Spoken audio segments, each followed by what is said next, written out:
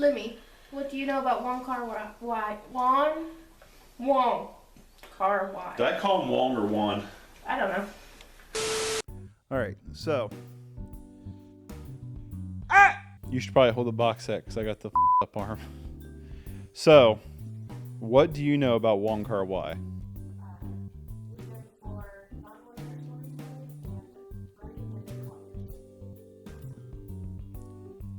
I know he directed Chungking Express. I think that's how you say it. I'd have to look at it.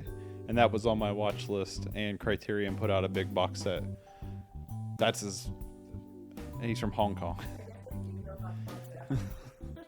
That's pretty much all I know. When Criterion announced it, I was like pretty excited because I like the idea of getting these box sets of just one director and kind of diving into them. You got it though during the Criterion sale, so loopholed a little bit. It's a wacky box set. It's a really wacky design on how it is. So the idea for this video, this is going to be a pretty relaxed video. Me and her, my wife, are going to dive through Wong Kar-Wai's filmography in this box set. We're going to go in chronological order from when he released it to the most recent that's in this set. We're going to watch the movie, and then afterwards, we're just going to kind of talk about it for a little bit, and then move into the next one. Got anything to add to it? So this is going to be a long journey for us. It could be a long video, but it's hard to tell. So we're going to jump into... I probably should have looked to see what the first movie was before we started this. If you want to try to unfurl this thing... Yeah, it's a whole thing. Like, okay, so if you grab it, As Tears Go By is our first one. So we're gonna jump into As Tears Go By, and we'll see you back after the movie.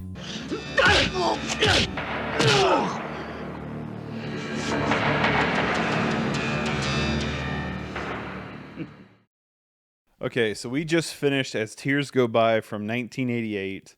Our first dive into Wong Kar-Wai, which I think I was calling him Wong Kar-Wai earlier. I'm not sure, but what did you think? What was your thoughts? I didn't know what to think going in. I had absolutely no idea what to expect. Pretty much the only thing I got going in was that it was going to be vivid colors, and I was expecting like full saturation, like Only God Forgives and Drive, which I was talking about that during the movie, and what I got was just pops of color set, and I really enjoyed it. I thought it was really visually pleasing.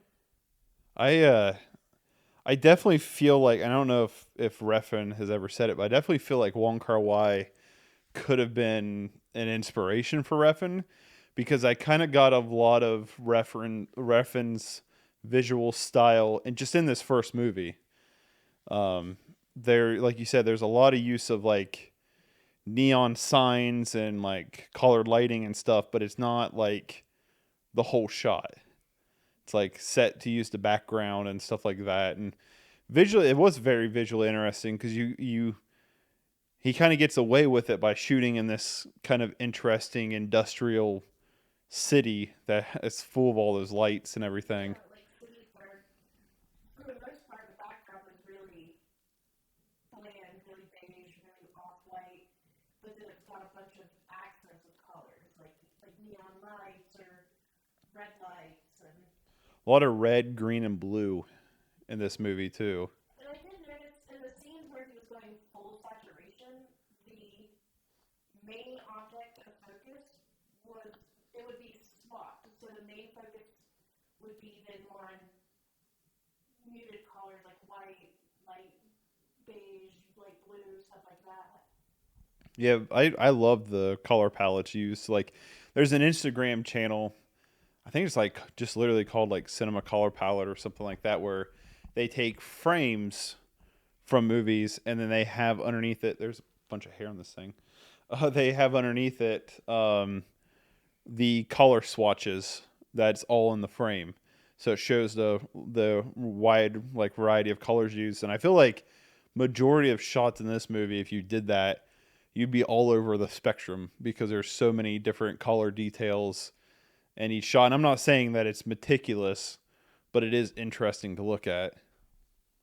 No, I agree a lot with that. But I mean, other than just the visuals, I mean, story, what did you think? I loved the story. I loved this movie. If we're starting off pretty strong in my opinion. This so the story is about a gangster named Wah, who is this. They have this weird like family dynamic set up where he's like a big brother to this kid named Fly, who's also a big brother to this kid named, what was his name, like Sight or something like that, or Oh, I don't remember his little brother's name. he's not that important in the story. But basically, Fly keeps he's a screw up and he keeps screwing up, and so Wall's got to constantly like come kind of bail him out. Well, I mean, even just Law himself was kind of like a little bit of a joke in the community because what's his name? The Godfather, No, the other big brother, Tony. Tony. He had that really big crew Yeah, of little brothers, and Law's got the one singular brother, so he's kind of like a little bit of a joke within the community itself. they also make a point that he's kind of like unstable and crazy. Um, but I really enjoyed the mafia, yakuza-y aspect of the story. Like they kind of do the John Wick thing where they kind of set up a intricate criminal network without really describing too much of it, so you can kind of like piece things together on your own. But then there's this weird incest plot line that comes out of nowhere, and you're like, okay, because the beginning of the movie, his cousin comes to stay with him for a while she's seeing the specialist doctor for her lungs, and then like out of nowhere they're in love with each other, and it's really weird. I honestly thought that was going to be like a weird write-off side plot because she went home and then we heard nothing again about her for a while. And I'm like, okay, so there was no point in that. Yeah, because like when she comes, like she just kind of comes back at one point. Well, I think he went to meet her, and then it's just like from there on out they're like in love with each other and stuff, and it's like, that's your cousin. It's like, Well, it also developed like really quickly because yes. he stayed at his place for 2 days, and apparently they are now in love with each other. Yeah, that, and it's weird because like the main plot of the story is Wah trying to get Fly out of trouble, especially with this Tony character, and so, so you have that a whole setup, and then you have this weird love plot that you could have just completely cut out of the movie, and it wouldn't have changed the main plot points. It wouldn't even have reflected the ending at all. It's like I do think weirdly it changed pointless. a little bit. I think that the whole point of introducing her was to inspire him to attempt to get out of that sort of life. But I mean, they could have done that with the girl that they introduced earlier in the story. Yeah, because they do introduce another girl that he's like kind of with, who her whole character is she had an abortion. The abortion girl is what we called her. Mabel might have been her name. I don't remember catching a name. I don't remember catching a name. She worked at, I think the club was called Future. I don't know. It just flashed Future real quick. So I don't know if it was telling us that was the future or it was in a club called Future. There are some like points where it jumps. That you said earlier that he's like non-linear is what you read, and this is kind of linear in the sense of like it doesn't like bounce between past, present, future, anything like that, but it does have a lot of time jumps. So I think us going in thinking of the non-linear plot, when we saw future, it kind of threw us off a little bit. And it didn't actually, like, it didn't show that it was a sign or even the side of the building or anything. It just said future. Yeah. Cut it inside the club. There was one thing that got distracting through most of the movie, and that is the like ADR, the voiceover. There's a lot of times where dialogue does not match up with voice, or it sounds really, really weird.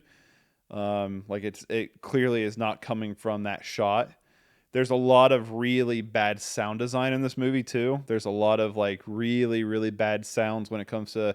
There's one scene where Wah goes and meets with his cousin, which I can't remember her name now off the top of my head, but he goes to meet cousin, and I think it starts with an S. Oh no, you're right. Yeah, I can't remember what it is though, but yeah, you're right. I honestly think they only said her name like 3 or 4 times during the entire But movie. he goes to see her, and she's like, they're on like this like, I wouldn't know if I'd call it a pier, but there's like water and stuff around it, and the sound effect they use for the water and stuff sounded horrendously bad.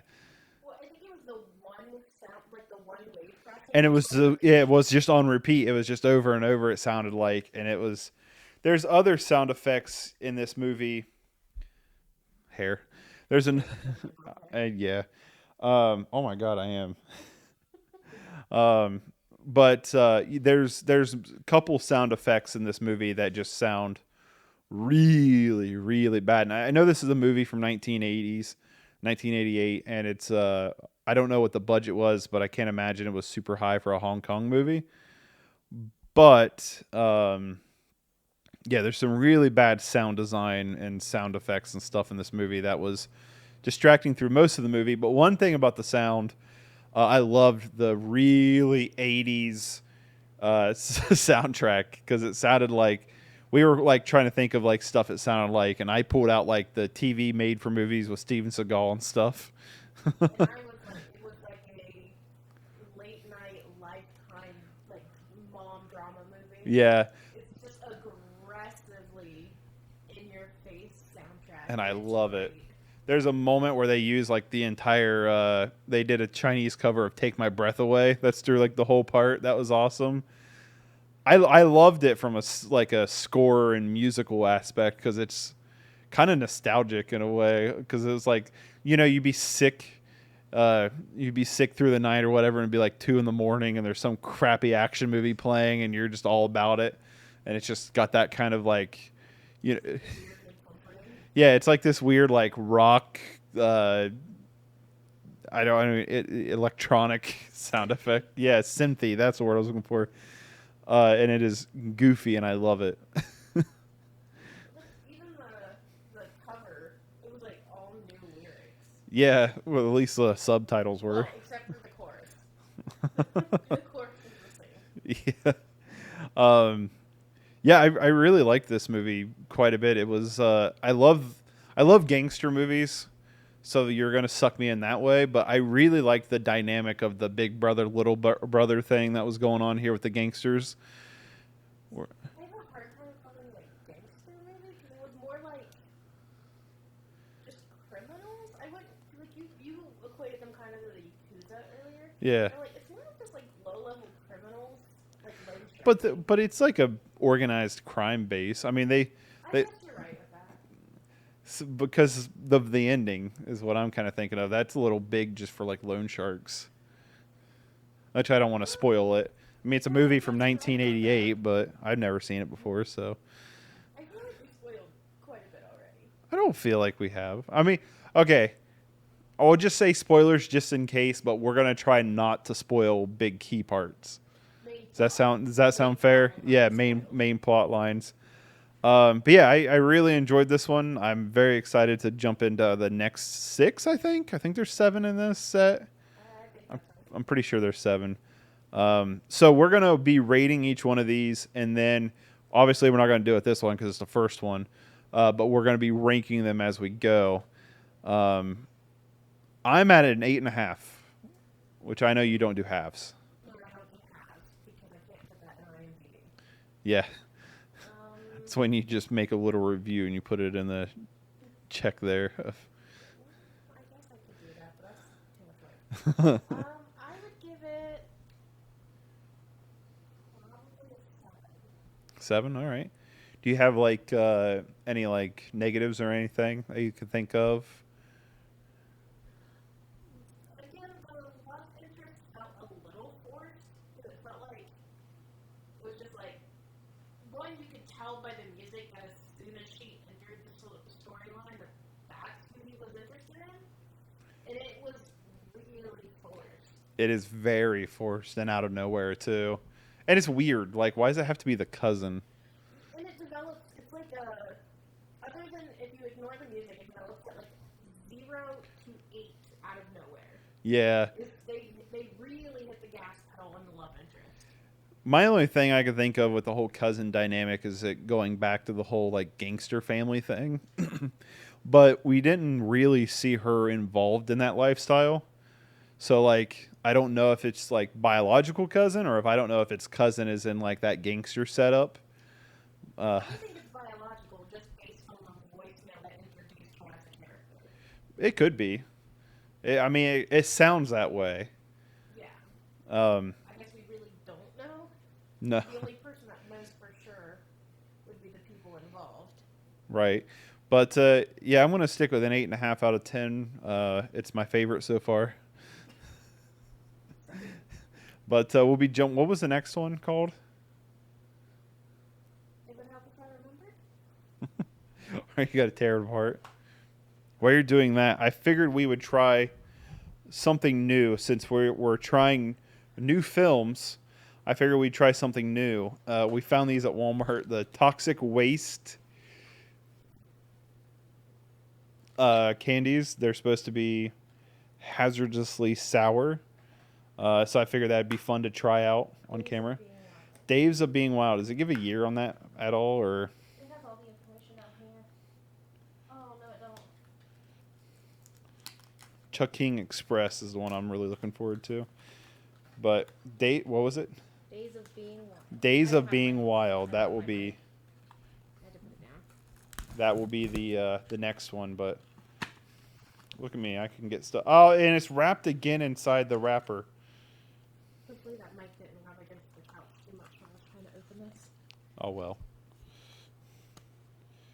How do you?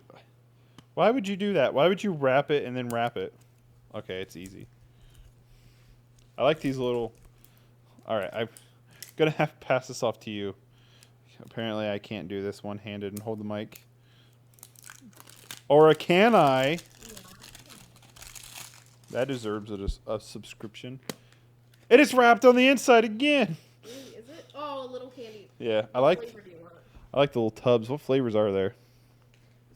There is apple, watermelon, lemon, blue raspberry, and black cherry, and we'll try the same flavor. So they're just warheads. Yeah, but they It's all the same. They have an atomic. What was it? Hold on a second. They have a radioactive sour core. Oh. Just give me whatever's on top. Well, there's 2 apples, so we'll try apple. All right. Toxic waste.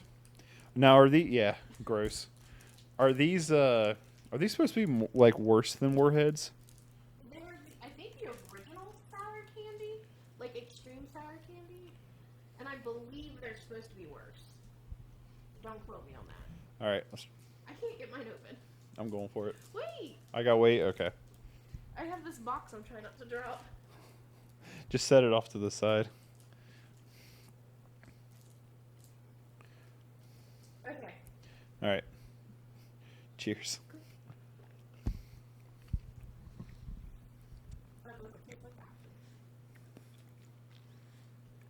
No, it kind of tastes like ass. I wouldn't know, but I don't want any of these faces on camera. don't like it? It's so sour. Oh, I don't think it's that sour.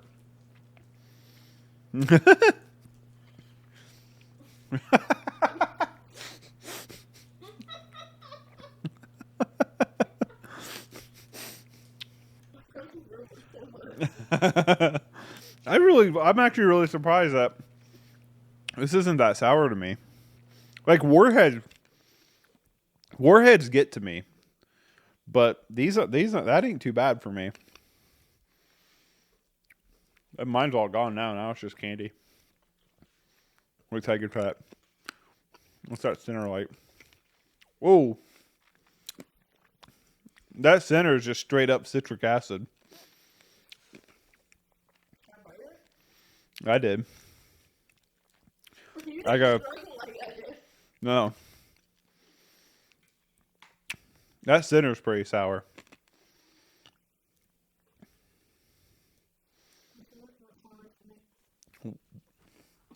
What is happening?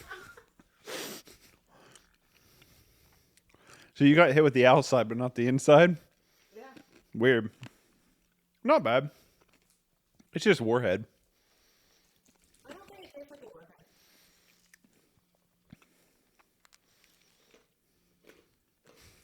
Crunch, crunch, crunch. I don't know. It's very Warheady to me. But anyway. I think it's been a while since I've tried a warhead. So what's the next movie again? Something about wild. Next movie. That was super sour for me. Outside is super sour for me. The outside wasn't that sour for me. I don't want any of your face. I like the little container. I know. They're apparently limited edition. Toxic waste. When your waste is toxic. Mystery flavor. Wait, is there? Oh.